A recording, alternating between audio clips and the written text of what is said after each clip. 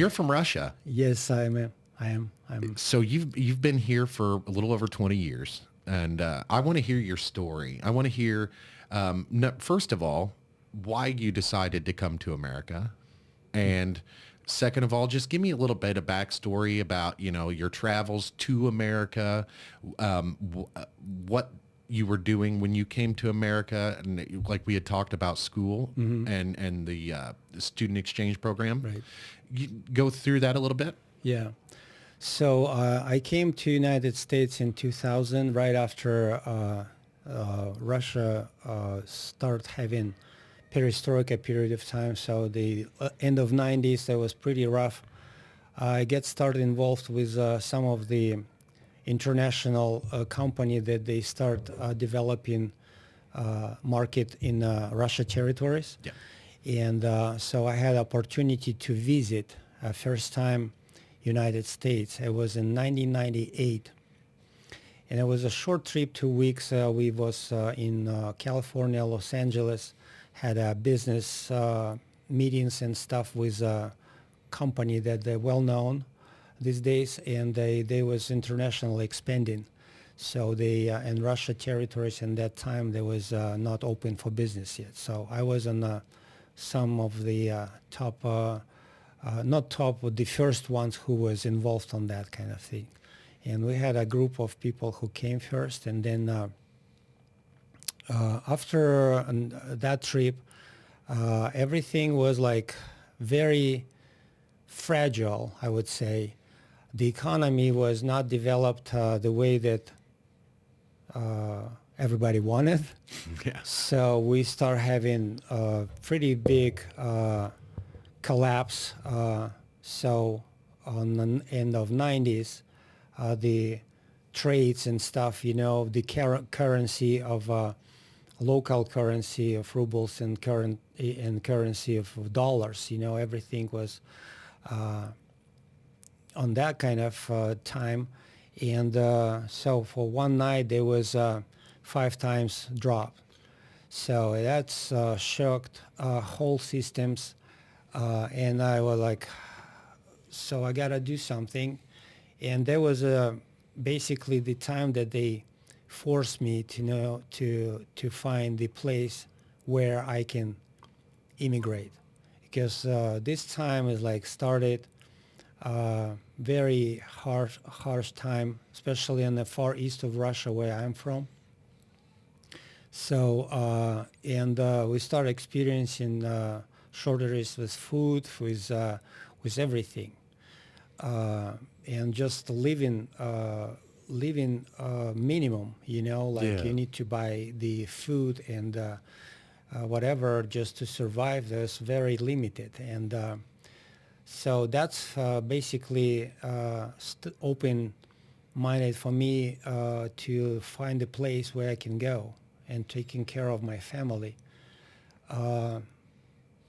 The question with immigrant spirit, so like why I came to United States. Honestly, there was 2 options for me to go. I was looking for the way to go to Israel. I have my background with on my mother's side. My father, my grandfather was. I would say, I'm guessing it, that he was a Jewish, but I can't find in archives all his files, because he was later life when he was growing up in the Soviet period. He probably changed his name and being, because the Jewish at some point in history, they was not supported by government. Stalin was sending Jewish people to, and so there was kind of tough situation with that. And So that continued way up into like the 50s, right? oh yeah, that happens everywhere. I mean, in the United States, I think they have some facts. It's actually coming back with a vengeance here in the United States. Like anti-Semitism is huge here, right? For whatever reason. So I couldn't find the roots, and so the United States was a choice. And through my mom, she was used to work in a scientific research institute. There was a contacts with the science, at that time. I mean, even 70s, 80s, science still was communicate with science community. Russia in United States was, like Yeah, they buddies. shared Yeah, information they back shared then. Yeah. information. And through these channels, I mean, I my think they mom, still do in some aspects of the, of like the course, space yeah, program. I think yeah, they share yeah. quite a bit of information I there. think this is a great things that we need to look forward, and do together.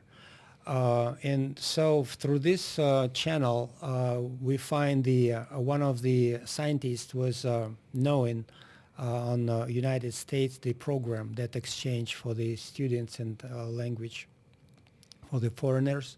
So I jump on that kind of program and successfully get the visa to apply for the visa to come to study language. So in that time, before that time, I already had my small business, uh, advertising business. I started advertising business during my last years in my in college institute to get my degree, and so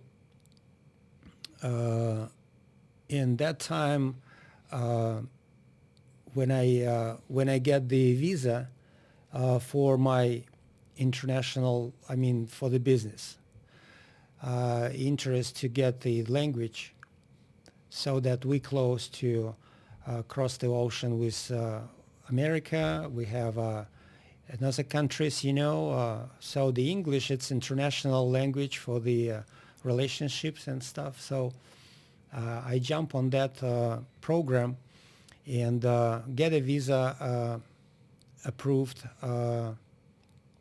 in 2000, and came for that purpose. In Colorado, there was a school that I started.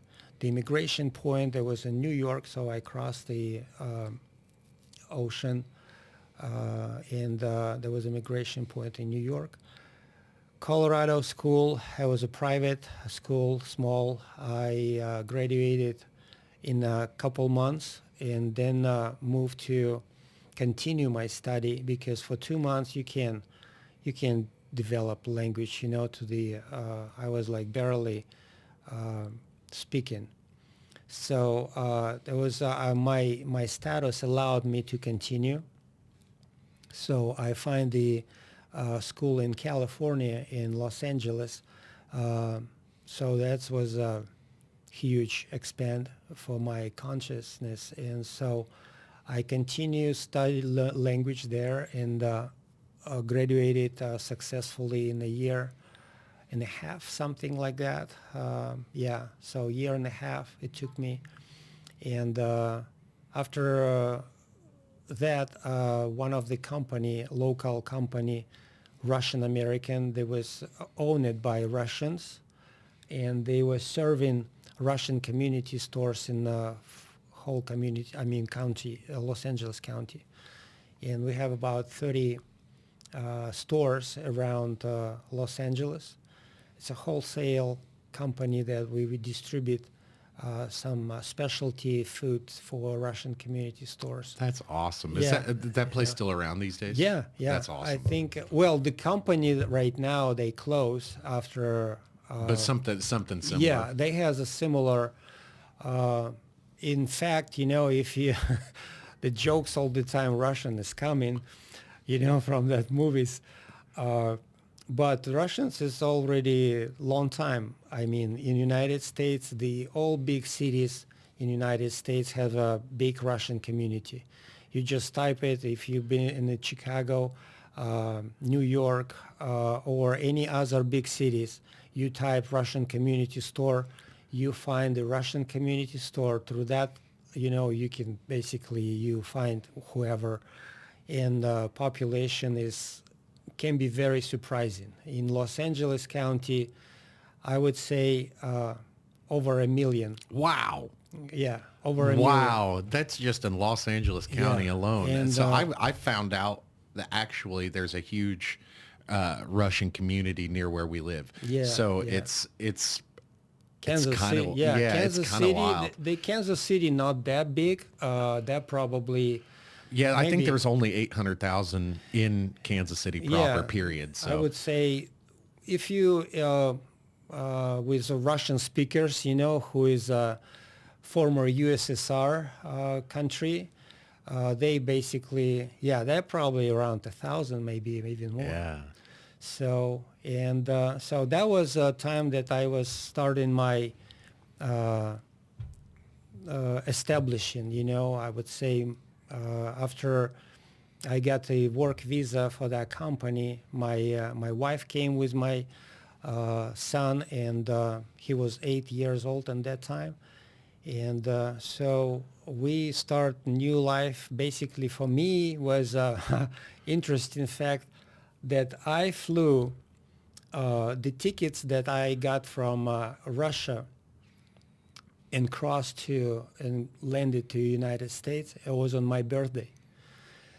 Right on my birthday, so I spent my birthday basically flying, and for me it's like my second birth. Yeah. And because why is that happens? Because the city where I am from, there was I think there was a two only flight a week, and the one that was available, there was on the day that my birthday, so I didn't have any chance, to. Happy And birthday to me. Yeah. so every time when my birthday, on my day, I'm like, okay, so that's a memory, like I'm have a new life here. So Well, you mentioned I'm that- consider myself 24 years old. That's what I was getting ready to say is you had mentioned that it was kind of like a second birthday. Do you feel like you've lived two different lives? Yes. Sometimes I do yes, too. Like I I've been think- married to my wife and I've been together for 18 years, and that's a long time. Yeah. 'Cause I'm only 39. My wife and I've been together for 18 years, and so that feels to me like a separate life from before I met my wife, Right. and so it's a very familiar concept for me. Yeah, that's when you have something in your life, major changes like that. Yeah, if you would like to, yeah, and I think that's not everybody like that, So we have that.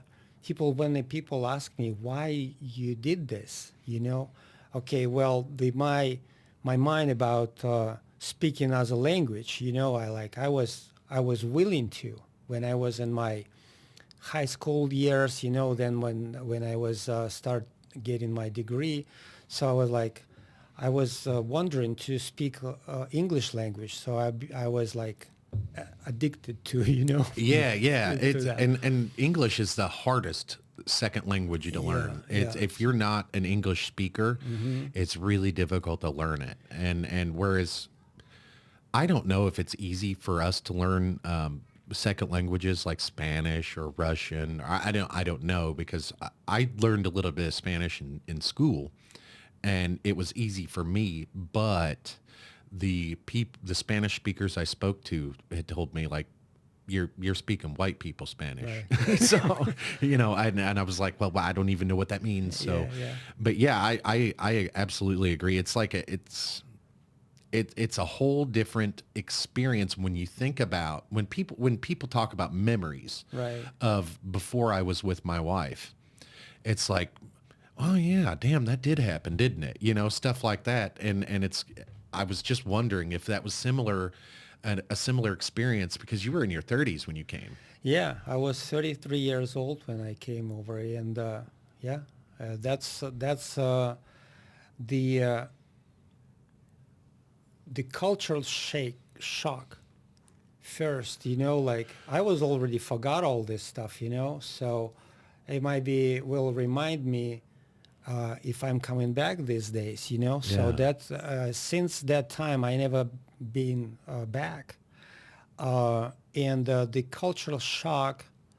That's, you know, like you basically first 2 years, you on a daily basis you It's just like facing things. constant learning. Yeah, even water faucets, you know, like Yeah.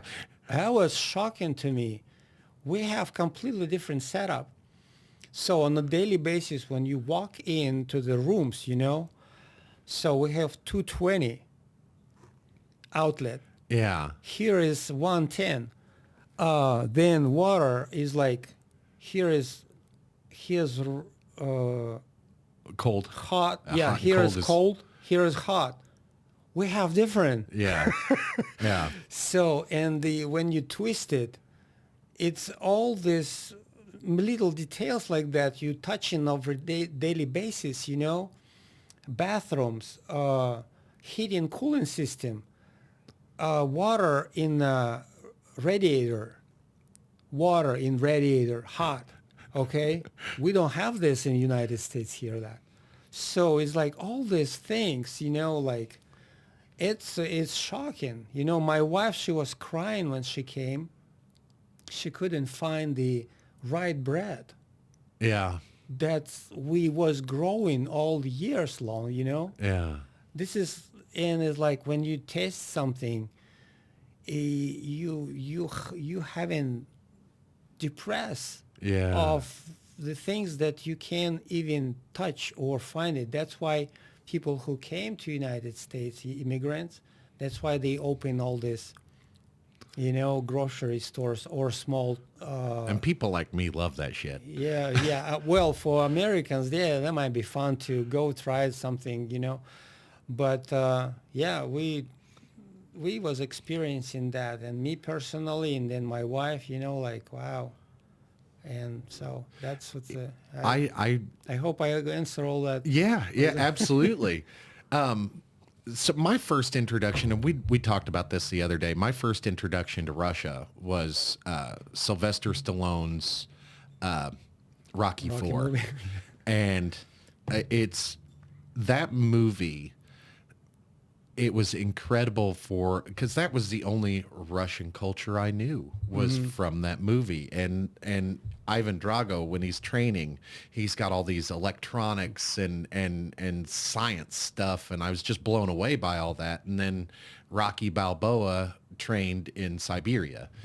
And for whatever reason, I was like, when I saw that movie from then on, it's like, I got to go to Russia. I just have to, because I'm just so, and now all these years later, I'm so in love with the Russian culture, especially the Russian language. Oh my gosh, the Russian language is so beautiful. And I've just got this fascination with other cultures, other countries. And Russia was like my first introduction to foreign countries or foreign cultures. I was like, it was 1985 when that movie was released. I was born that year. I see. And so I was like 6 years old, 5 or 6 years old when I first saw the movie. So it's like my whole life I've grown up and been always curious. And Igor, you're the first Russian I've ever met. Oh, wow. So it's Awesome. It's one of those things where I've been thinking about these moments since I was a little boy. I've been thinking about these questions that I had. I can't wait to try Russian food. You know, those type of things is what gets me going. I love talking to people, and we've talked about other things, other topics that we won't talk about on the podcast, and it's just amazing to me that the things in common that we have across culture. And what was it like going to school? And like, because I assume that you weren't in school in your 30s in Russia. What was it like going to college in your 30s? Well, the system that I was growing, well, that was a socialist country when I was born. So it's 60s. So it's a harsh it still was going to the course that was set up by leader on the Lenin after revolution in 1917. So, and it was following by Stalin and then others, so we name it. So the Communist Party was dominating. I'm saying that because even in my high school year, so we have a Komsomol member. Before Komsomol member, you pioneer member. So it's like on the third, fourth grade, you have that like Boy Scout, Yeah. like red square, A sash? the triangle sash. Okay. So you learn how to tie it. It's tied it like it has a nut special, so it has to be like that.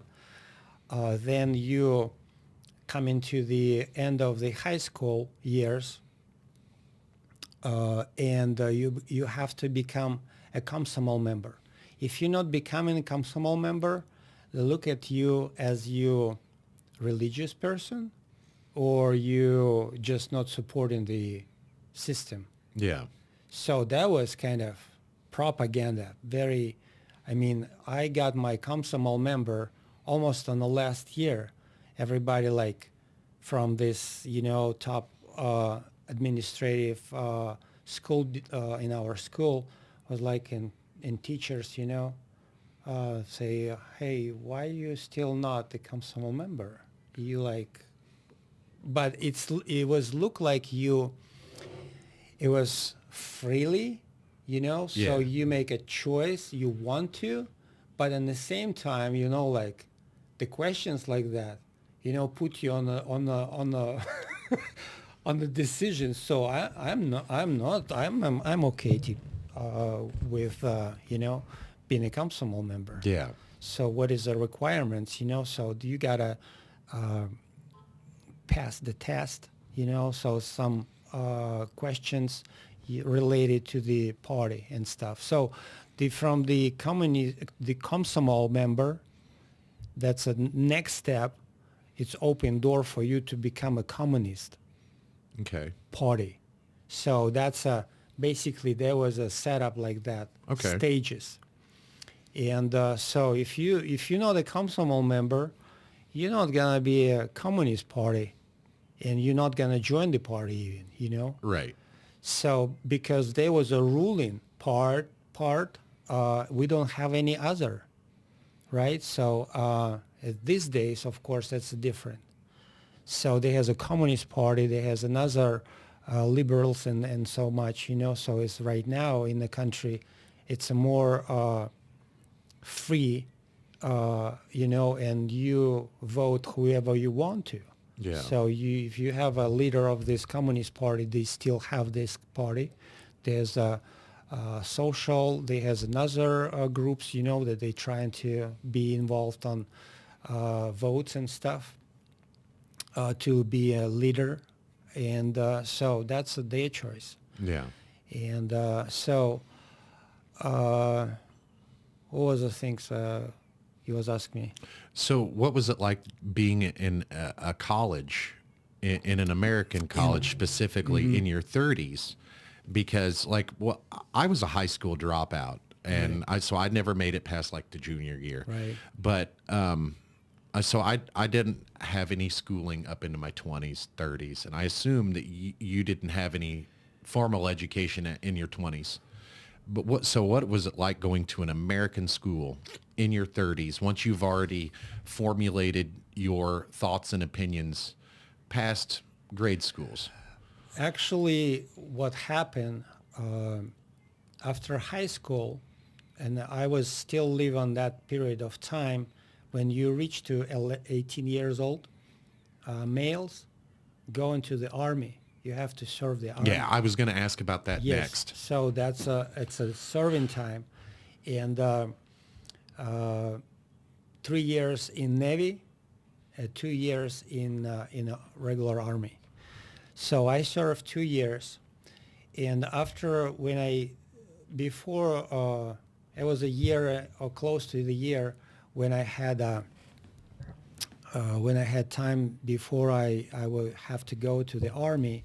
I was working on the manufacturing, so just a little gap when I graduated high school.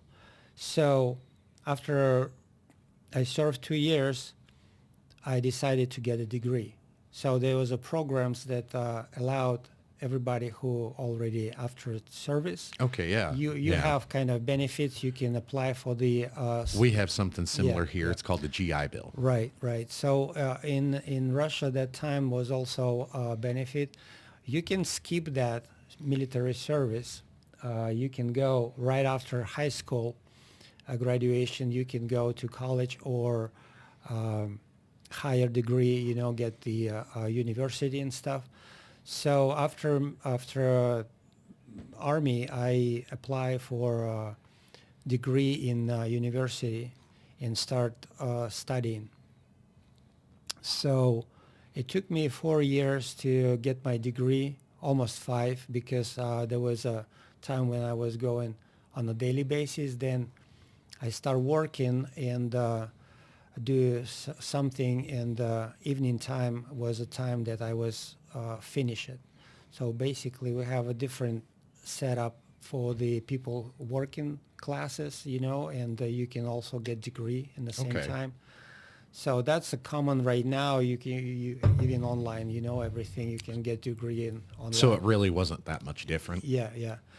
And I was lucky that I got my degree for free. So we had a system already, let's say socialism. Yeah. Before perestroika, everybody get the degree free. There was no payments. So whoever was learning and studying and get a degree, they didn't pay for it. And before perestroika. So which is very good timing, a lot of people still, saying that was the best time of the history in when we live in the USSR time, so there a lot of blaming on the leader that they, who changed that Yeah. with Gorbachev, and so, but that's a history, that's a lessons that, being for the society. And so I would say for 24 years that I'm here in the United States, I see a lot of changes and a lot of good things happens and developed the country, the current leader. It took the country on a completely different level. Yeah. Yeah. So, I think it's like, I think we'll save that conversation for a different podcast Right, because there's a lot of different opinions Right. on the leader. And yeah, to really understand and get a proper view of Russia's leader, we do need to take a step back and look at the intricacies. Like, I don't understand a lot of things. For instance, could you explain to my audience what perestroika means? yeah. The perestroika that was with Gorbachev, it was started in 1993, I believe, something like that, mid of the 90s. And so perestroika was involved. It's a breakage of the USSR country. So there was agreement between the leaders of each republics. It was signed. There was agree to basically quit from United Soviet Socialist Republic. Which would be the equivalent of the United States breaking up. Yep. And Texas. yeah, exactly. People talk about that. Everyone seceding from the Union at the same time is Right. what that would look like. Yeah. So basically, that's imagine if you, southern state decided to just be independent, and they said agreement, so we just do that. Or California state, Yeah. you know. So, I was, Fortunately, here I think our state governments would pick up and do fairly well. What it was like in the Soviet Union was some countries in the Soviet Union didn't have a government at all. yeah, And yeah. it sometimes like the electrical plants, the manufacturing plants, the Everything was set up, everything was yeah. closed Yeah. because there was nobody to run it. And like people were just, well, okay, what do we do now? Because everyone's left us. Or there's some of the was monopolized the way, Yeah. you know, like because there was That's what we you- call like an oligarchy here. Yeah. It's a privatization of government subsidies. Mm-hmm. It would be the equivalent of rich people buying all of our utilities and then using like one person buying all of our utilities in the United States and then using that to get what they want out of us. That would be the way we would explain oligarchy to people. Yeah, so we have the same time when the people start, even manufacturers, you know, they start privatization type, Yeah. you know, so they was like, okay, they start dividing the property on stocks, you know, so if you, And the only people that had money at that time were criminals. yeah, the criminals So- or who was on holding the, basically the administration of that rich people or criminals. Yeah. Yeah. And plus the people who was basically on the own, well, these days that's called the owners, but they didn't own that before the facts on paper, you know. When they have 100 people, employees, you know, and they said, okay, I give up my stock, you know, like they was cost that little. Yeah. And of course they take whole package, you know, like, and now on paper, he's basically the owner. Yeah. And that was kind It'd of... be like, the people it'd be didn't like a have transfer knowledge, of yeah. stock in the stock exchange. It'd be like one company absorbs all of that stock Mm-hmm. because this person over here decided they didn't want the company anymore. That's Yeah. what it'd be tantamount to. Yeah, so that's what a lot of people have no idea, have no knowledge about that because there was middle class. We're not told. Yeah. We're not told. And so when the Soviet Union broke down and Mm-hmm. split apart, everything was up in the air overnight. Yep. We wouldn't understand that. We wouldn't know. Like, Igor, I'm sure that during those weeks right after that happened, you went hungry a few times. Yeah, that was not really hungry, but we was, you know, my grandparents had a small farm, Yeah. and we was growing all the time. You know, we know how city people who live in the city limits, Yeah. they was suffering. I was my grandparents actually there was a village 50 miles away from our city where we from, and of course we constantly had produce. You know, my grandfather had 2 cows, you know, pig all the time, you know, chicken and stuff. So we self kind of, you know, produce, and every year plant the potatoes and vegetables. So basically on the back yard of their house there was a small land that they, you know, like maybe a couple acres that was help to for all our families, you know, to get enough produce. And so yeah, and others they struggle. Was there a culture shift in 1991, or did the culture pretty much stay the same? There was not splitting. Was nothing. I mean, you know, the Russian people was growing. The genes, you know, was going through these turbulences in history, and I think we have everybody probably have a huge patience, you know. Yeah. And there was hope and as in it was nothing like angry about.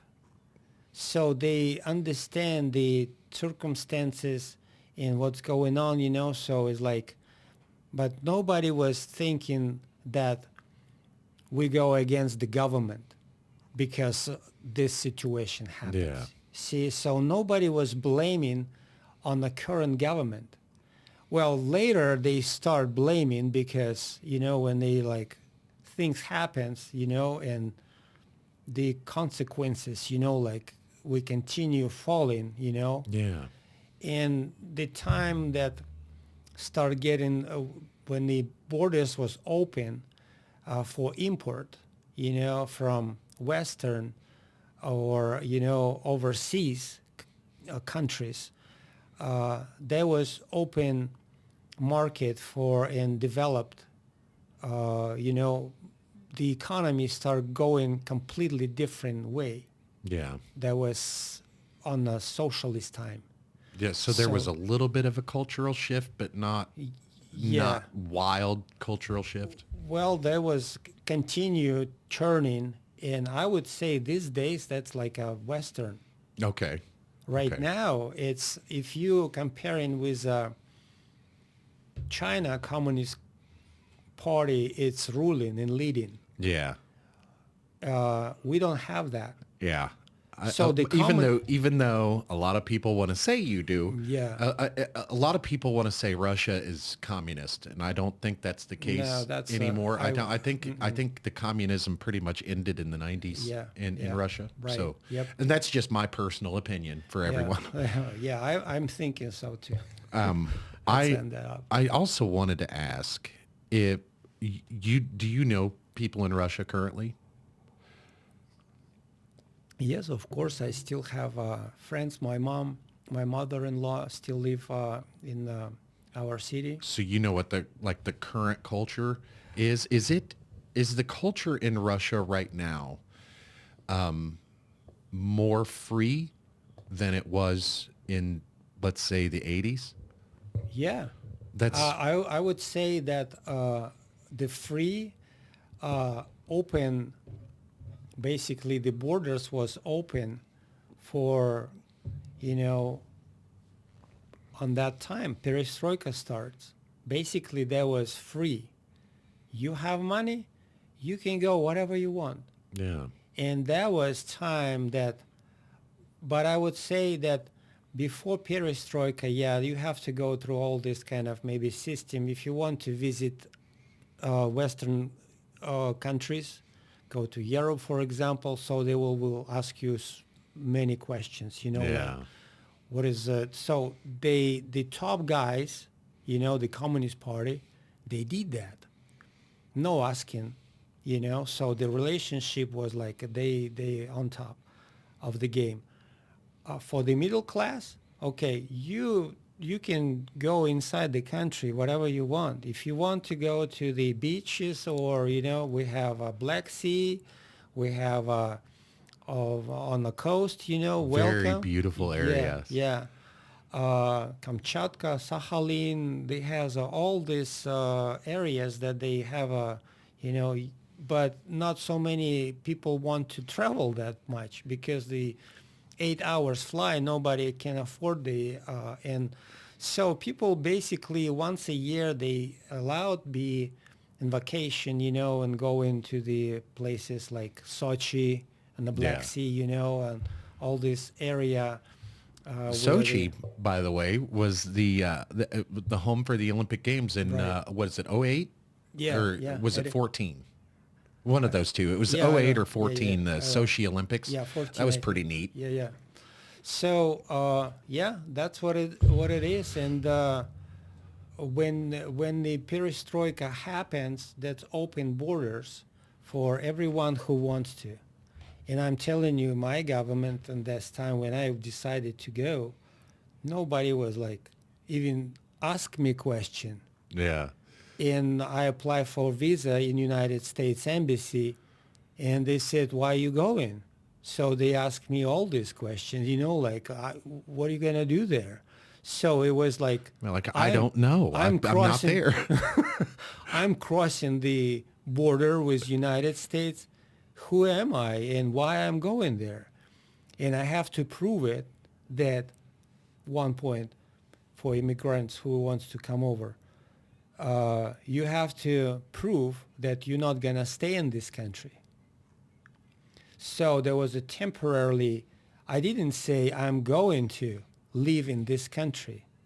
And I didn't have that in my mind till maybe later when I start establishing a little bit, my language, the work and stuff. And then I'm like, okay, so it's not bad.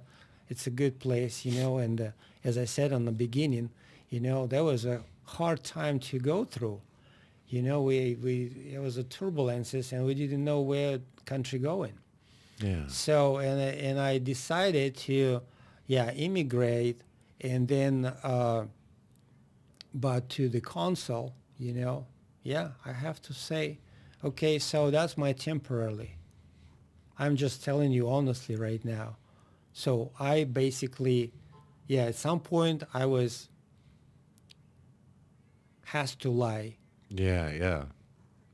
If I would say, okay, I'm going to live in this country, it's completely different things. Why I'm escaping from this country? Because there was political things, or so. Why you decided? It can't be as simple as, well, I just want to go. Yeah. So like I can actually go anywhere in the world right, as an American. Yeah, for Americans, I can go anywhere except for North Korea, obviously. But that's something that like we wouldn't understand. Like if we were stopped at a place, a point of entry, if we were stopped and like asking all these questions, I would say, well, you need to get on the phone and call my government. Like, I don't have to deal with these things. So that's the difference between Americans and Russians or any other countries. Everyone who came to hear the immigration policy and laws require, and I think that's everybody who was crossing the country, the border, they have to prove they're not going to stay here. Because America was like, for me when I was growing, beautiful, strong, like I've been attracted by the movies that we watch and, all the time. Yeah, movies are, American movies are huge in Russia. Yeah, so. And it was like, it developed, I'm telling you, a lot of senses and a lot of ideas, and like they've been attractive too, and that's why people want to be in America. Yeah. But when they come in, they face in reality, it's not the movie and they anymore. Also face and you know it, right? They also face not racism, prejudice. Like, have you ever been discriminated against because you're Russian here? Not very straight way, but I felt it like at some point. My son, yes, there was. How old is your son right now? He is 30 years old. Okay. So how many kids do you have? So with my wife, we have 3 kids. Okay. So her daughter and my daughter-in-law, that's a first, and she still lives in St. Petersburg, Russia. Oh, that's a cool place. Yeah, five grandkids there. And then my youngest, he's born in St. Joe here, so he's 16. And the one that's 30 years old. That's neat. That's really cool. So that's that's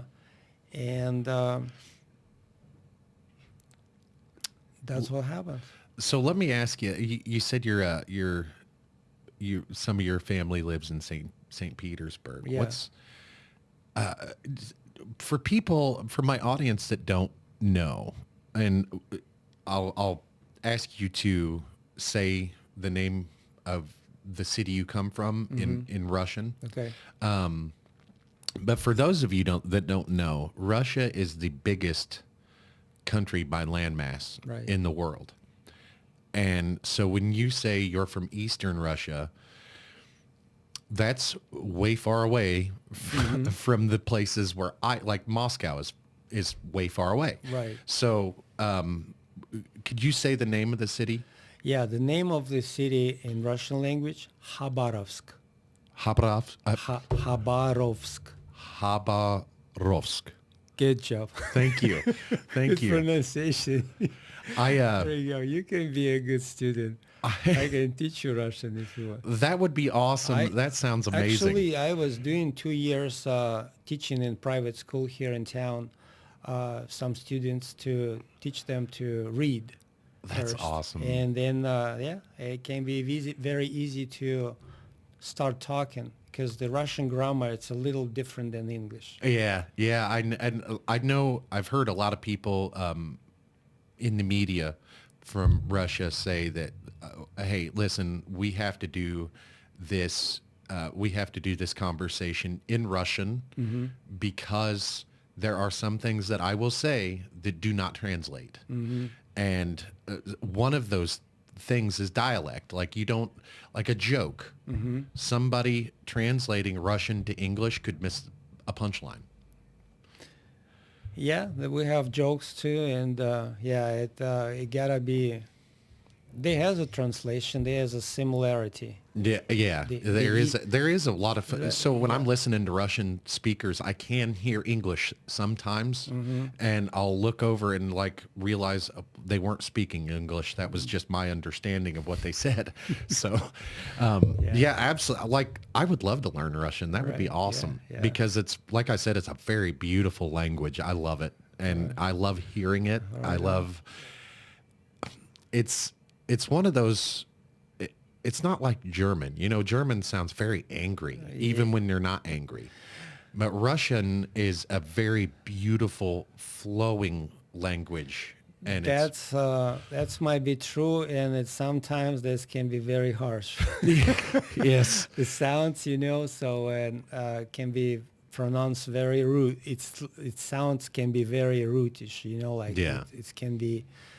But yeah, my offer, if you're willing to, or for your audience, so you well, can reach me out. for and our audience, give, I wanted to give a quick mention because we're working on a project of sorts, Right. a new YouTube channel that Igor and I are going to start, and I'm not sure when we're going to get this going, but we're working on some of the details right now of it's going to be kind of like we sit together kind of like this and you interview me if you have questions for me about certain topics. Each week will be like a different topic or each show will be a different topic. And we'll go ask each other questions about this, and then you will ask me the same question, and it'll be like a cross-cultural conversation, and Yeah. and in the hopes that we can bring Russians and Americans closer together because, and regardless of political affiliation, regardless of what's going on in the world today, I think it's important that we all talk, that Right. we all have that dialogue, open dialogue, regardless of whether we agree with each other or not. And there's some things that fundamentally you and I will never see eye to eye on. Yeah. And one of those things is probably the way, capitalism. I love capitalism. Right. I freaking love it. And so that may be something that we'll never see eye to eye on, but I don't care because the amount of time that I've spent with you, just a few hours, man, has been great. And I just, the things that you talk about, and you're so smart. You're like borderline brilliant.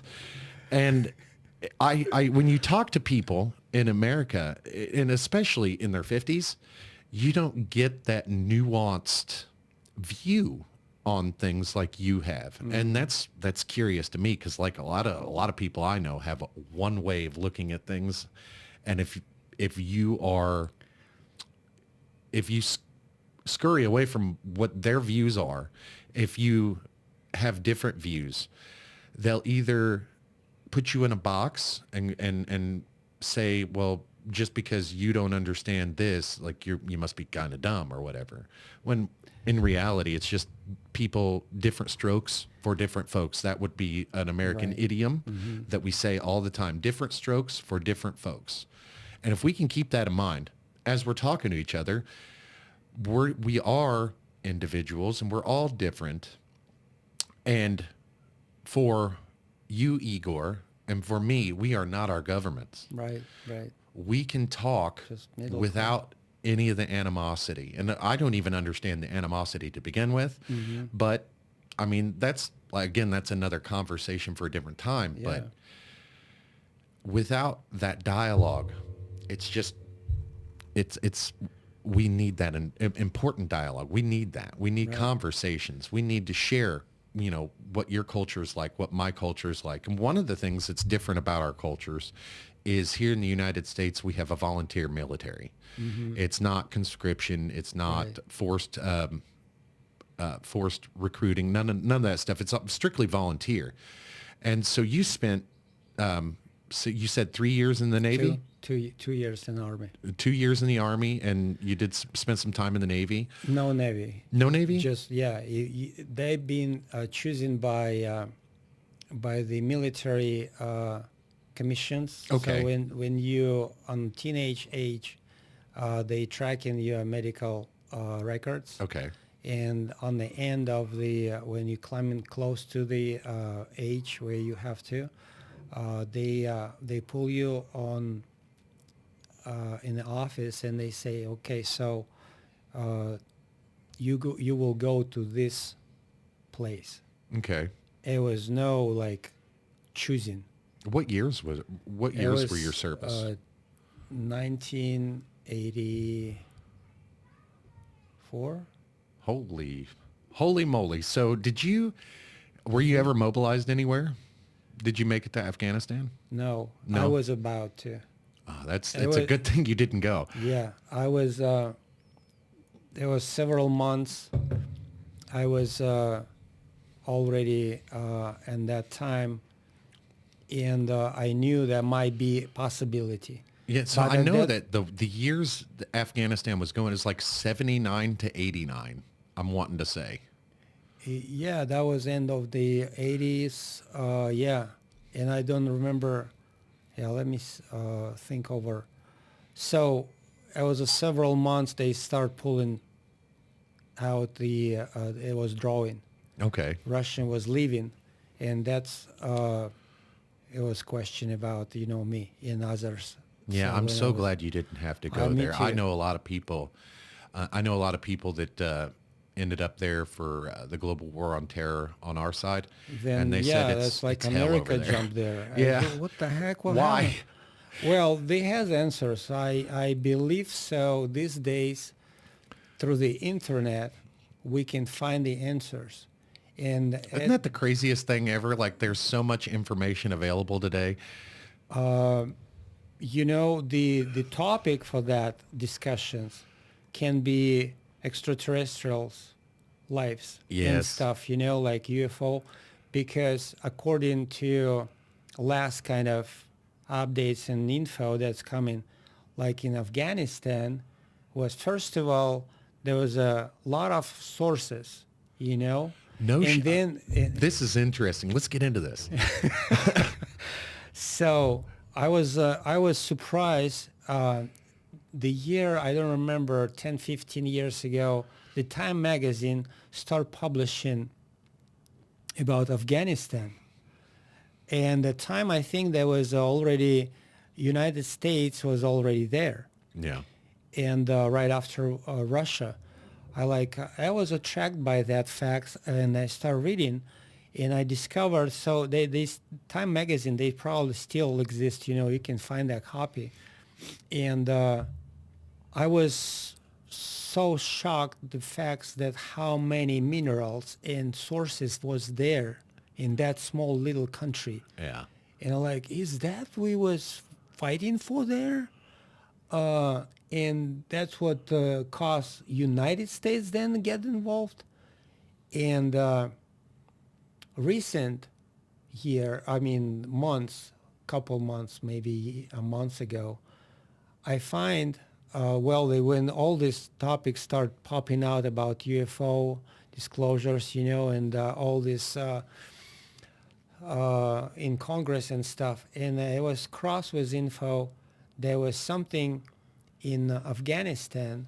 There was under the ground, No like a kidding. basis or something. It was Wow. very ancient, and it was, and I didn't have a proven info about that. So maybe your audience, they will find out or knew something. Well, there's all kinds of videos coming out Yeah. from the Middle East and not specifically Afghanistan. I'm not sure where all of these videos are coming from, but lots of UAP over there. Yeah. And but the general consensus is it's due to military uh, stuff going on in the Middle East. I have no idea. And of course, there's a connection between UFOs and nuclear material. Yeah, and And the so, Iraq yeah, conflict, that's also involved to the whatever there was info that the military, United States military, get some secret files yeah. from the government, And and that's which something that Russia is pretty open about, right? Is UFOs and extraterrestrial. it's kind of right now they keeping silent if it's gonna be requested, or I see some bloggers, they posted sometimes info about the former KGB offices, or some research groups, so it has a lot of UFO stuff that's being reported, and shut it down, uh, as we know here also and all over. And Yeah. it's like everybody try to get the You're high, laughed at if you talk about it. Yeah.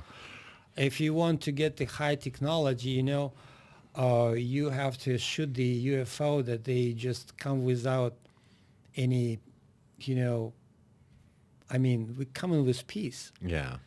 And that's sometimes very sad, that we on that level of consciousness that not developed.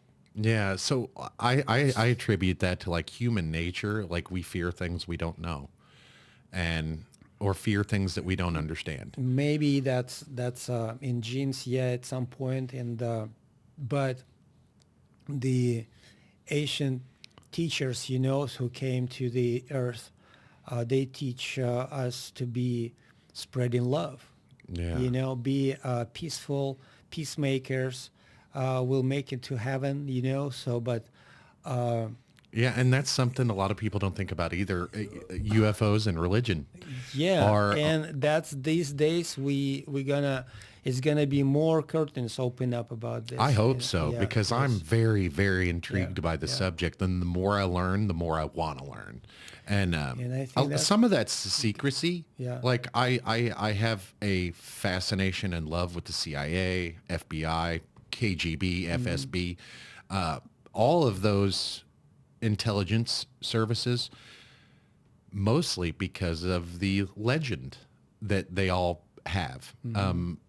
The CIA is one of the most legendary offices in the world. You could go all over the world and you say CIA, people know what you're talking about. And it's the United States government. So that legend is part of the reason why I'm so fascinated by it. But I love history. I love, again, culture, goes into CIA, FSB, KGB, Mossad, all those intelligence services. Like I heard the other day that one of the best intelligence services in the world is actually France. And there's some areas where France is even better than the United States at intelligence gathering. And it's tech. I think they're very tech heavy in France. So Interesting. Yeah, it's possible. very neat, Yeah. the history and secrets and the Knights Templar. That whole story is freaking crazy. You've ever seen that movie National Treasure? Yes. I love that movie. Yeah. Those Nicolas movies are Cage, so cool. the Nicolas Cage. Yeah.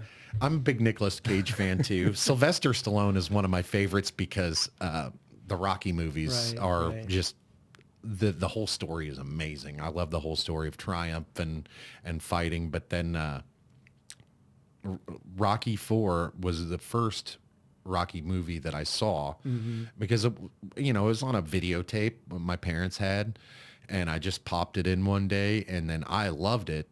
And then when I was in high school, I watched all of them, and I was like, man, this Rocky character is pretty kick ass. But so I'm a big movie buff, and we had talked earlier about cultures, and one thing that I've noticed about Russia is the culture is about 20 years behind what we are. So things that were popular here 20 years ago are now popular in Russia. Was that your experience back then? Like when you mentioned culture shock coming to the United States, were things quite a bit more different here than they were? If you're talking about, let's say, music, if you take a music or what else we can compare it. Movies, Movies. music, lots of stuff like that is Well, popular culture. The movie production was, if you take we have a cartoons that even before Disney start Okay. develop much on that level, so they has all drawing like hands, and there was movies. I mean, the cartoons was like it can be half an hour long, which which require a lot of work, Yeah, sitting yeah. and drawing all that. A So 30-minute film might take probably a few weeks to a put few together yeah. of just drawing. Yeah, so you can find that on YouTube these days. The cartoons that was made in 40s and 50s, and that the earlier is probably like even there was earlier movies. They has a on 30s. Well, as soon the Hollywood start, popping up here. We have in Russia was also a key the movie industry I developed. think there's a whole different appreciation, a different appreciation, but more appreciation for the classical arts in Russia. Like I saw the Russian Nutcracker in Tennessee a couple years ago, and that was freaking fantastic. But those things are still very popular, and a lot of like most of the population like those things Yeah. in Russia. Yeah. That's Sure. pretty For sure. like Yeah, that's they very st- neat. Yeah, the culture, of course, the cultural. If we take this kind of subject, of course, the theaters, even in our city where I was growing, it's about Kansas City size, close to the a million. So 80, 800, maybe 1,000. So we have not the movie theaters. I'm talking about the theaters Like where, theaters. yeah, the theater. So if you compare it to the Kansas City size, to major cities like that in our city, hometown. So we had about 3 or 4 for children, and about 5 or 7 now. Maybe I need to check the local right now because it was long ago. So there was and plus the movie theaters. So that's that's a cultural. So I was growing up going theaters all my life Yeah. as a child.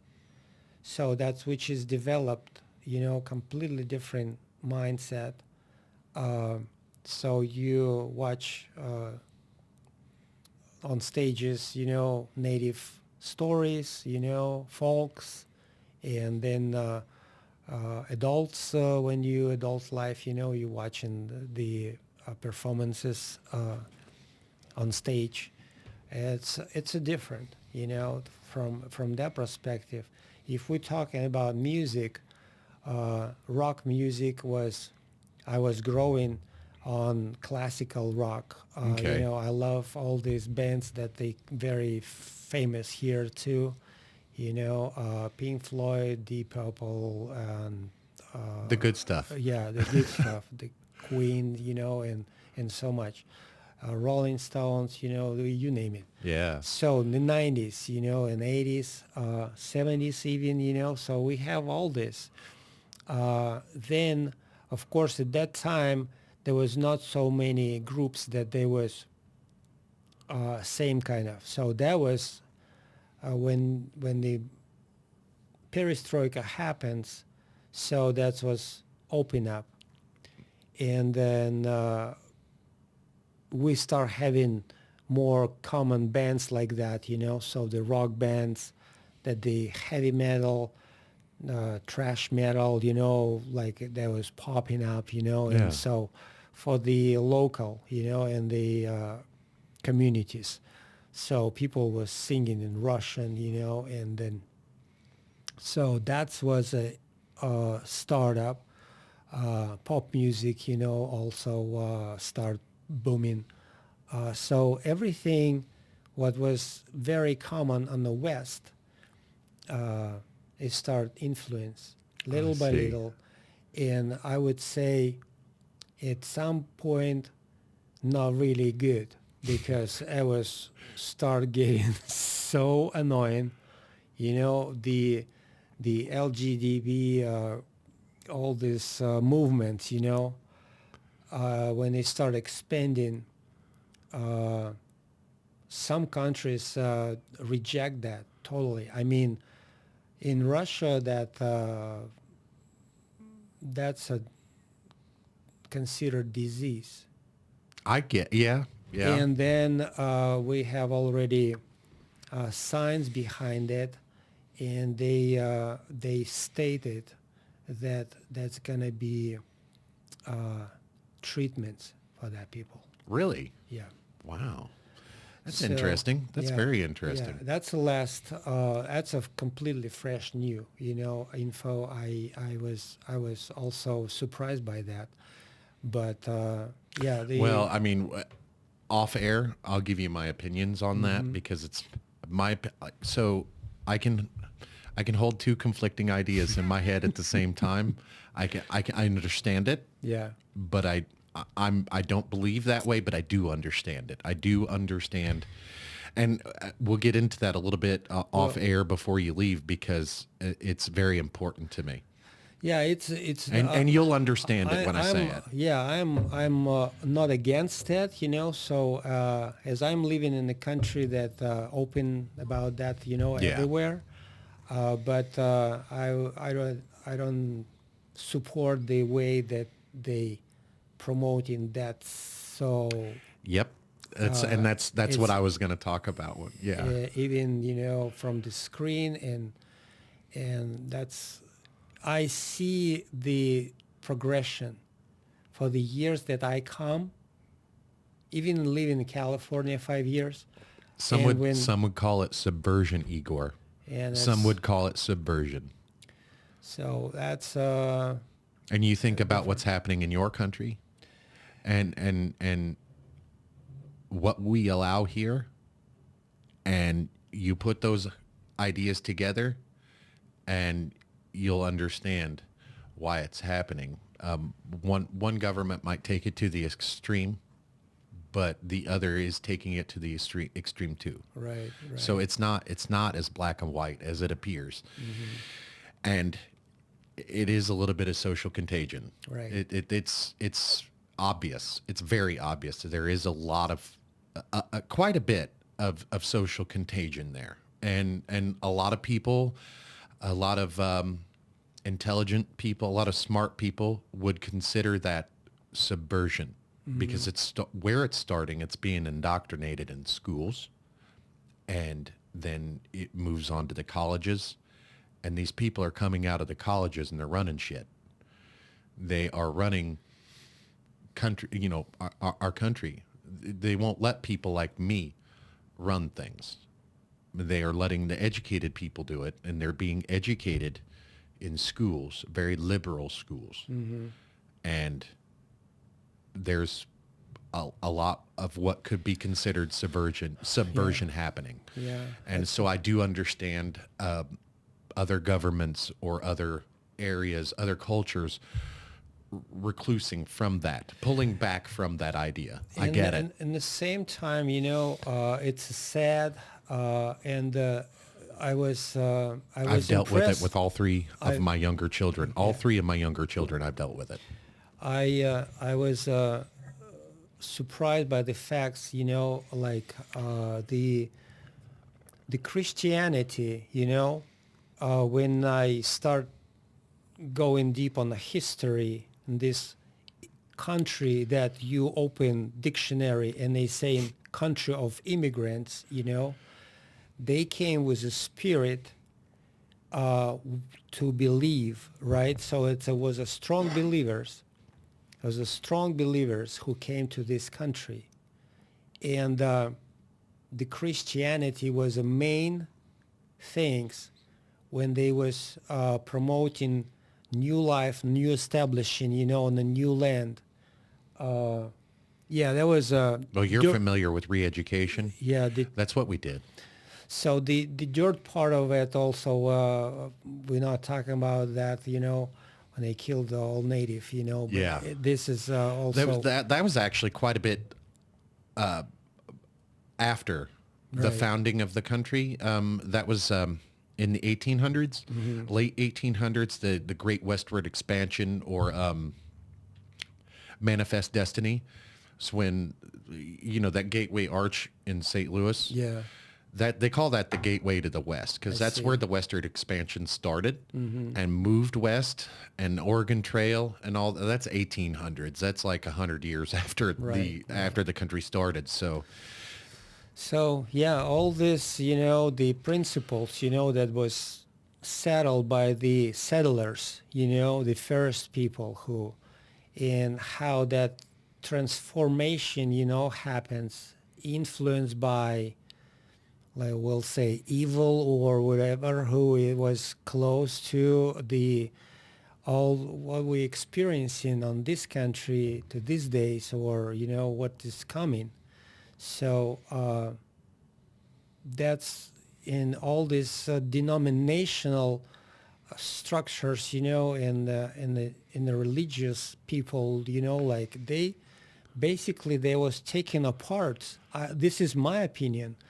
When I came from the country where the fully Orthodox, even when they was killed by the, lot of churches being destroyed by the government when they started, after revolution. Yeah. So there was a lot of priests, a lot of churches being denied.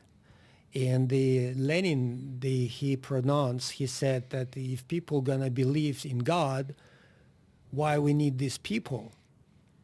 They gotta believe and follow the government. See, so that was a pitch like that. That's why the religion was long time on the ground, Yeah. under the ground, and it was not very official, but we still had some churches, Orthodox churches, that you can walk in, not just being or a special time, then you can stay there, and be with yourself. Yeah. That was kind of like that. When I came here, like they have all these different groups. Yeah, like and- I'm Southern Baptist. right. That's Christianity. It's Right. it's just an offshoot of Christianity. But I think that's also taken, apart the believers, the settlers who was promoting the new life and Christianity. We live with a new hope. They came with a spirit to build the all that, and I think that after all this history, made, we will come into united. Yeah. All this it gotta be some progress, and the way that everybody, doesn't matter what the denominational structure or religion. So we gotta be come up with something that, and I think that yeah, gotta be united with love, united with peace, Yeah, exactly, and exactly. all this. I love love. Yeah. That's one of my things. I love love. Like and I that's how we are able to sit down and have this conversation right now, is because, I look for and seek out relationships with other people because I'm very curious and I'm very loving and I love love. And so when I reached out to you, I reached out to you through my brother Hmm. who you knew before.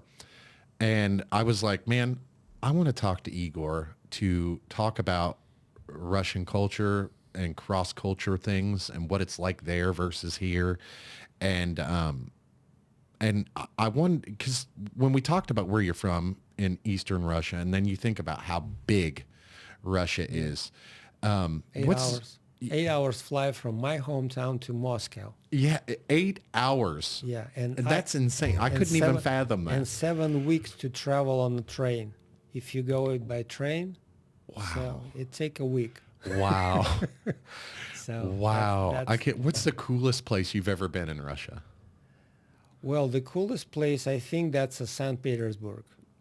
That would be my opinion too. Yeah, From the that's outside, I've never been to Russia, but from the outside looking in, yeah. the coolest place in Russia that I've ever seen in pictures, videos, St. Petersburg. St. Petersburg, it's a pretty historical town that it's There I is a would lot say, of history yeah, there. it's a lot of history, and it was built by the European architecture was involved, several French, Italians, so that was a time when there was a empire, and they pull everything. If you check the history of Russia, of course, the Russia was so influential, and the Western society was looking on Russia like not like today they Yeah. was looking very respectful, being involved I think it's still in very yeah. respectful, especially in the military. I think our militaries look at each other with a mutual respect. Hmm. That's just been my experience, talking with service members that I know personally here in the States Yeah, I heard that too. and They, online with Russia and the Russian military. And it's when you were in the military yourself, like what kind of training did you receive, like a normal, what we would call a normal training, where it was how our United States military works? If you want to, you can be trained from, if you signed a 3-year contract, you can day one start training and you can continue training throughout your entire 3 years if you want to. okay, so at I think that's what is big difference between United States military and Russia. From my opinion, from inside, how I was experiencing that. I was in a unit that was special. So, and even being on that level, we never been taught to be aggressive towards to Americans. So, and I There's a know, specific reason for yeah, that, because like our military is like worldwide. Our military is, if you're being attacked, you better hope you have an American with you, because we will come after our own. And that's very individualistic to the United States yeah, military. And we have a different structure to authority in the military. We have like what they call NCOs, or non-commissioned officers. And if leadership gets taken out in other military, worldwide, in other military units, if leadership is taken out, they back off. In the United States military, if leadership is taken out, they go on the attack.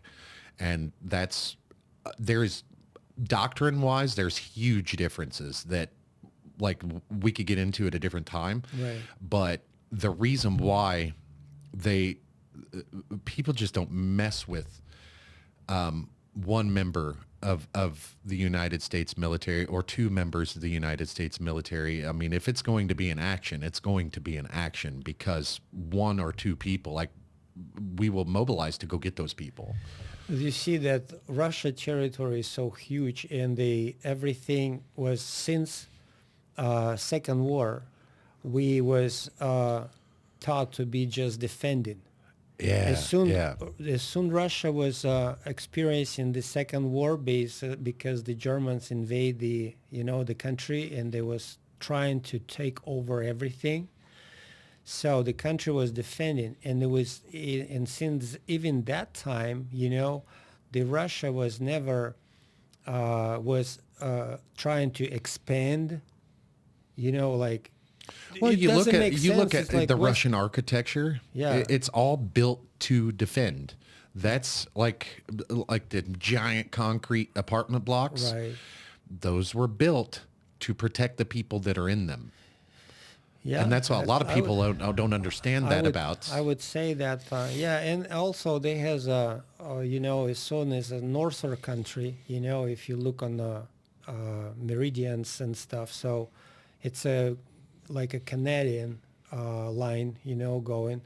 Yeah, and it's a different construction, and it's a different climate zone, and that's making, sense to, and plus the electricity and the water supply during the winter, we have a heating system was set up right in the apartment building complexes, like the hot water coming in the radiators. Yeah. It's like it was. I think there are some places in the United States that are built that way. I think New York's one of them. Yeah, but You ever seen those giant stacks that come out of the sewers in Right. New York with steam coming out? That steam is coming from pressurized systems that heat the buildings. So they might be 20s or 30s when they build it. Yeah. So it's probably very similar. Yeah. So yeah, we had this all over. But I was trying to say And that it's so efficient, man. Yeah, it it's- is so ridiculously efficient. Yeah. Think about the streets are free from snow. yeah. Because of the steam. When it snow, imagine how much energy you spend just distribute that water Yeah. through the under the ground, because it has to be heated.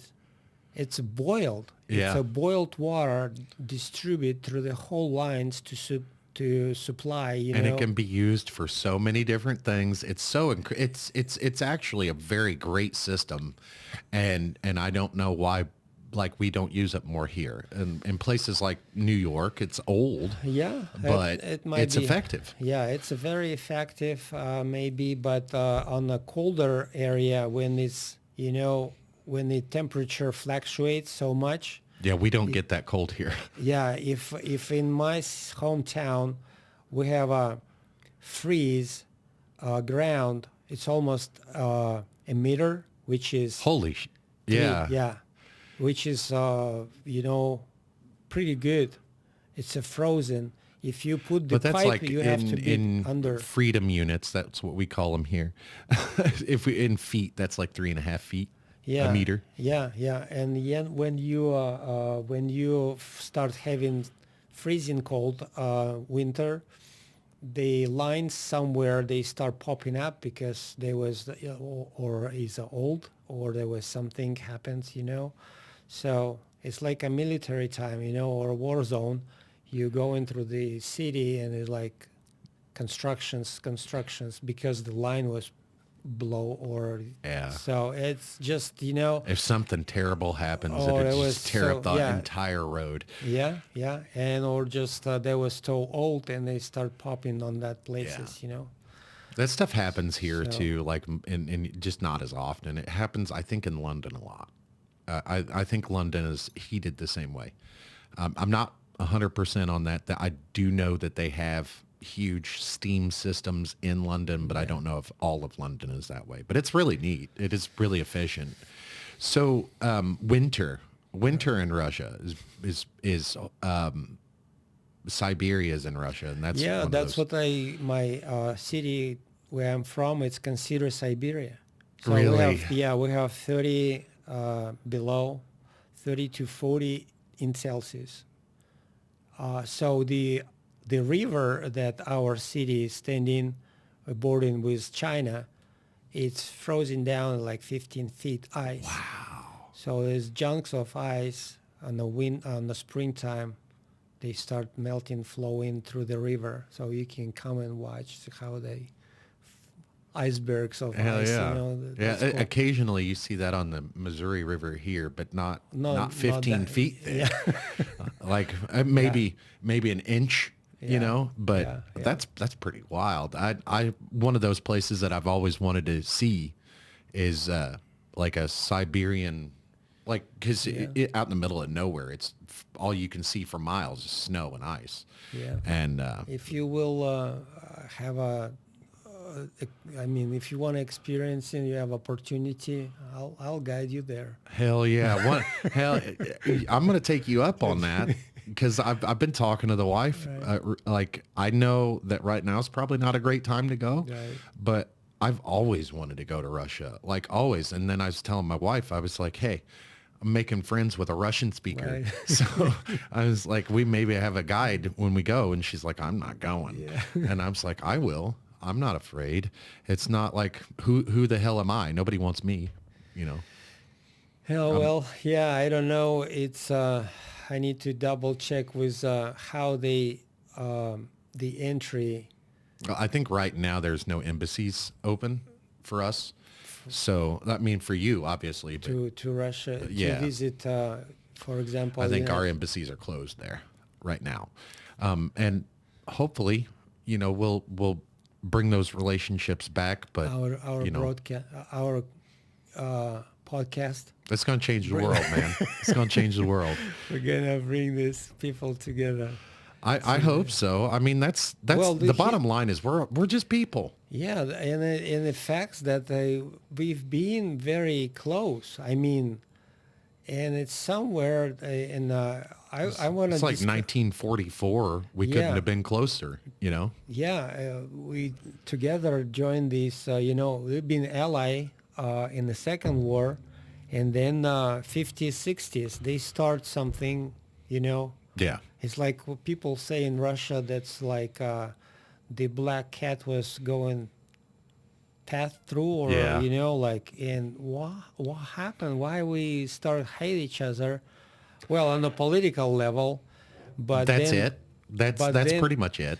but you see, the Cold War, I would say that's a time pass, and now So if it's we look at the Cold War with a different set of eyes, it created competition, and competition was very good for both sides.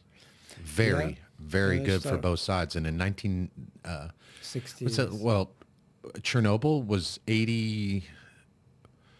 What year was Chernobyl? Like 89, 86, no, something like that. 86 or 7, Yeah. something. So during that time, well, after that happened, it was like people started looking at it differently, and not like competition. It was like, of course, military tensions were always there, and was from 45 onward. But in my opinion, most of that was simply because we were allies in the 40s, and then in like 1945, the United States probably was like, okay, we're done. We don't like you guys anymore. And, you know, and that started a So it competition. doesn't make sense. Exactly. Why would you do that? Well, So who is going to be first on the moon look at or the on the space Mars? program, Igor. Yeah, The yeah. space program. Do you know how much shit we could get done together? Right, Russia wants to build a base on the backside of the moon right. and has invited the United States to join along. Mm-hmm. And the United States says, yeah, we're going. And China's like, yeah, we're going. And all this shit is happening behind the scenes. Publicly, they're saying, we hate each other. Stop it. Just Yeah. stop it. Get along and right put now. a base on the backside of the moon because I want to know what's up there. Yeah. I want to know what kind of alien shit is hiding on the moon. And like, have you heard a lot like the stories about Yeah. the American astronauts finding stuff on the moon? Yeah. The craziest shit I've ever heard. Yeah. Craziest, like the moon makes a sound, Right. like a ringing sound. When the ship touched down on the moon, it started ringing Yeah. for hours. It's like a bale. Yeah.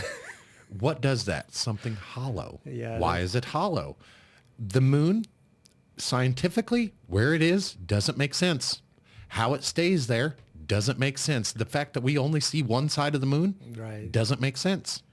And it never has. So And is it an alien ship, man? oh, Wouldn't yeah. that be cool? Well, they has answers. Yeah. We can discover this on your podcast. You know. So that's I'm excited about. You know what we come into. And so yeah, we can discuss that too. Hell And yeah. I can pull some info. What from sources, you know, like as I said, we have sources, you know, Russian English speakers. Yeah, hell yeah. And I think So- I think a lot of the Soviet files from back in the day have all been released by now, right? Some of them, yeah. I think like most of them have, as far as UFOs go, I think most of them have been released from the Soviet days. I need to go deep on that. I'm not gonna say right now. Do you know who George Knapp is? George Knapp? No. I have Okay, not so I'll show you that guy, and he went to Russia. I think it was shortly after the Soviet collapse, and he went to Russia and brought back all kinds of files that were not stolen. They were given to him by a person in the government that would be like, well, Soviet Union's not a thing anymore, so here you go. Right. And it was a problem bringing them back in the United States. I think that's what the story is. I could have my information wrong, but the openness of the Russian citizens when it comes to UFOs and extraterrestrials is not the same as it is here. Like, you're laughed at here for believing in ET. Yeah. You are, it's so stigmatized. And the word is now that was done to keep things a secret. And I'm like, wow, I hear about these things, and then I've like people all over that I know are like, oh, you're crazy. And I'm like, I'm just going to be crazy because this is cool. I'm telling you, we start talking about that. I was seeing yesterday the things. I was like, we was shocked with my wife. It's not. I think I missed it. Are you talking about You- in the sky? Did you see something in the sky last night? Last night, West. Yeah, I friends heard about that? Friends of mine saw it, and I didn't see anything. And So I'm telling you what I see, and you tell me what he told you. so So let me go ahead. Go ahead. let me first, and then you tell what he said to you. So I was walk out from Menards yesterday night, and I saw this star on the west, pulsating like that. I was I saw the pulsars before, you know, and I like it was similar, you know, like it was pretty cool, and I see that, and then as soon my vision start moving to a little bit south, I saw another star similar size. Well, you look on the horizon, basically. Yeah. And it's like above the horizon, it's two stars. It's like my wife, she's coming to the car, and I tell her, look, they almost on the same line, two stars. It's like standing, and then she said, wow, yeah, that's so cool. And then we sit in the car, I make a U-turn and start going on the main street, and I keep my eyes on that stars, and I still see them. And I can't believe it. One of the stars start moving Yeah. towards to another, and it's like, dude, I can't believe I can start moving, and they like start moving slowly, and I stopped on the sign, and stay, and I like put my alarm in, emergency alarm on my car. I took my phone, trying to videotaping, recording. So I put the camera, but there was a lights still on the parking lot messing up, so the lighting is not very good. So, and I see how that star is like, they start moving and then turning up, moving direction, going up, and just a little bit slowly going up and up and up, and then like, toot, toot, toot, toot, and it's disappeared. It's when there's no light anymore. Yeah, that's exactly He what said it was. that- Yeah, so he said it shot off and then broke apart and disappeared. Like broke apart in pieces, like different pieces of light. So there was Well, it looked like a shooting star. Uh-huh. And then it shot off, broke apart and disappeared. So it fanned out in pieces and disappeared. And that's wild. Like that's not the first time I've heard a story like that. There's a video of a UAP going in the water, coming out of the water and splitting apart into two and flying away.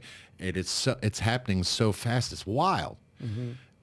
And these are just the videos that we saw.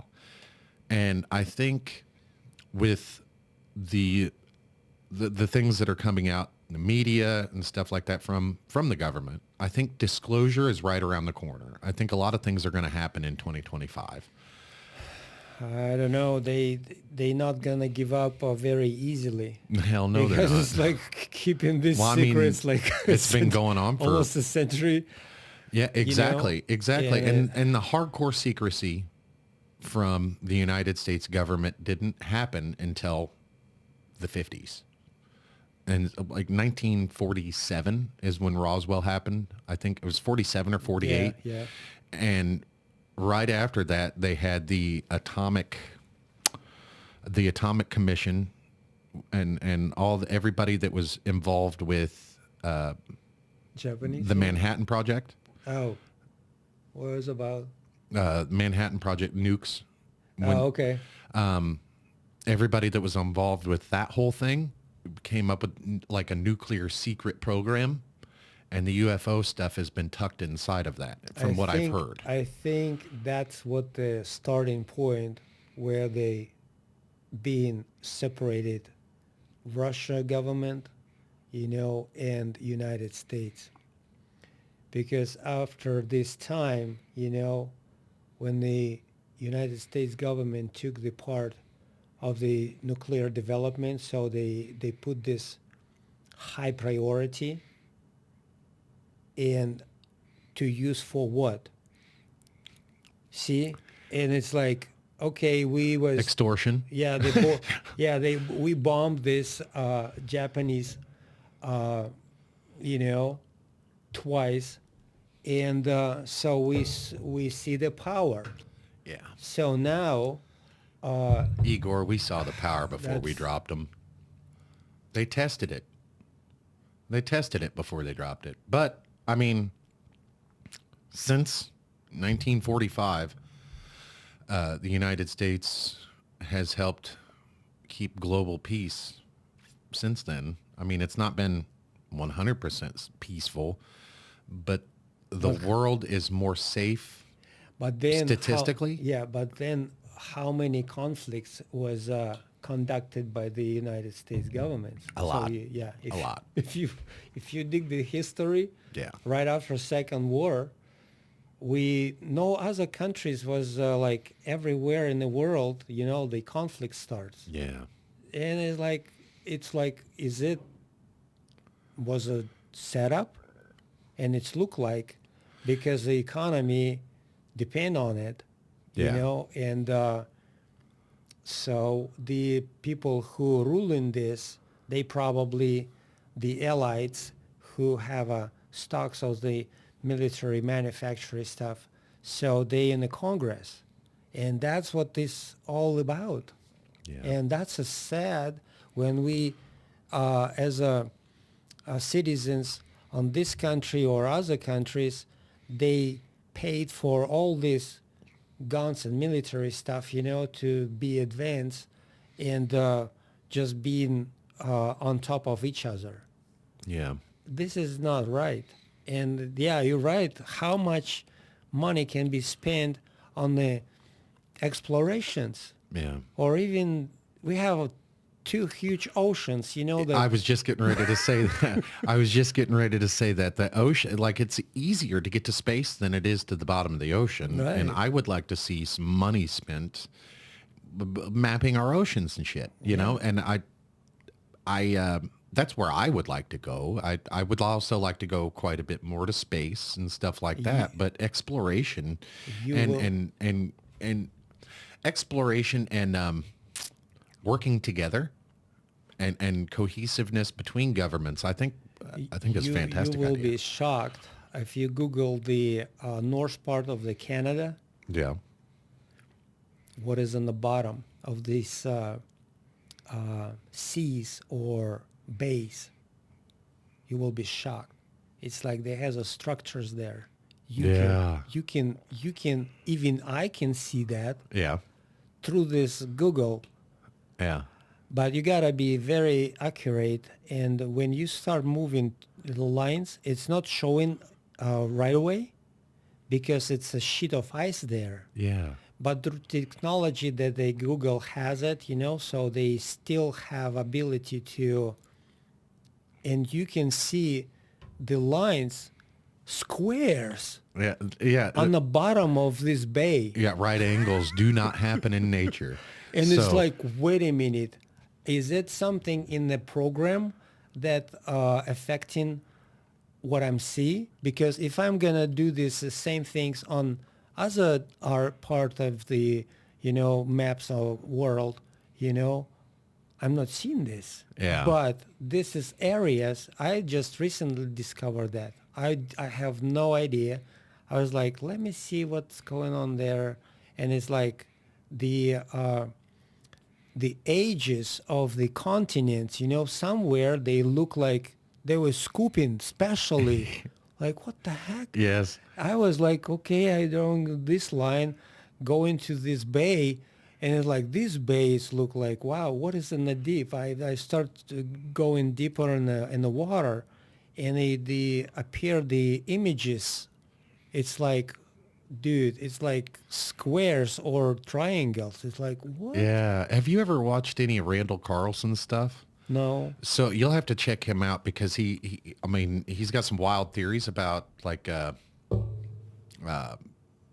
asteroids and stuff hitting the Earth and causing like it's impact theory is what it is, and it's pretty wild. And the pictures and stuff that he shows of like geographical like places on the map where there's giant holes and they go up, and then you can see a giant field of asteroid strikes. And he shares things like that all the time. It's pretty neat. Wow. And so Randall Carlson is it's different alternate theories to what happened to younger civilizations. Right. I've questioned, like, how many times have we been here? in this exact spot? How many times have we had airplanes? How many times have we had, cars? How many times have we been here and everything's been erased?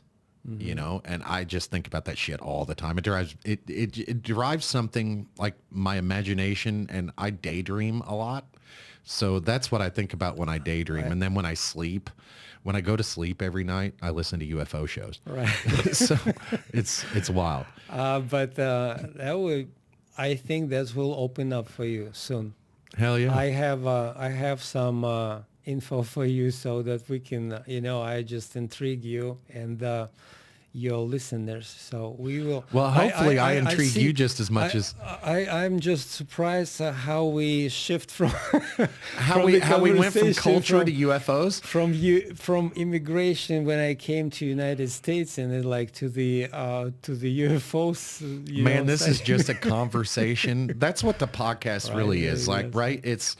It's not, I'm not really trying to bring my audience facts or talk about things that I may not know about. Right. I want to talk to people and I want to have conversations, and like wherever those conversations start and wherever they end Right. and everything in between, I love it. Like this conversation here is one of my favorite podcasts Right, because the knowledge that you have and are willing to share your story, and of course the cross-cultural stuff is so amazing to me. And I was speaking with someone from Estonia a while back, and she's been on the podcast before, and it's the same with her. I have this fascination with other cultures and other people, and I love love. And so I want to just share my experiences and my conversations and my love with the world. Yeah, that's beautiful. And Igor, it's been a Beautiful. great time. I think we're going to wrap it up for today, but man, I'd love to have you back on and we can discuss things. We could talk about UFOs all damn day long. I love UFOs and UFO culture. Yeah. I love science and everything about it. And I'd like to also talk a little bit more about culture. And one of these days, man, I got to know how Russian food tastes. Right on. I got to. So we're going to have to hook up outside of here. But We're gonna do it. it's Hey. been a great time. Thank you for coming, Igor. Thank you. We'll see you guys See later. ya. Bye.